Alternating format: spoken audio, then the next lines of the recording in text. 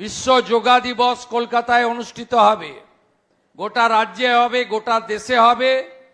যে যোগা দিবসকে 181টা দেশ গ্রহণ করেছে, সেই যোগা এবারে কলকাতায় মেগা ইভেন্ট হবে।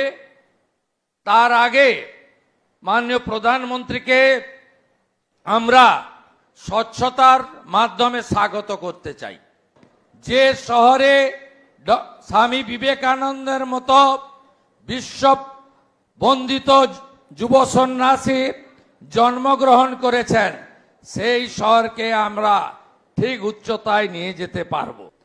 আমি নিজে 17 তারিখে গঙ্গার পার্শ্ববর্তী এলাকা স্বচ্ছতাতে আপনাদের সঙ্গে সকালে থাকব এবং 18 তারিখে আমি ভবানীপুর বিধানসভা কেন্দ্রেও সকালবেলা প্রত্যুষে আপনাদের সঙ্গে থাকব।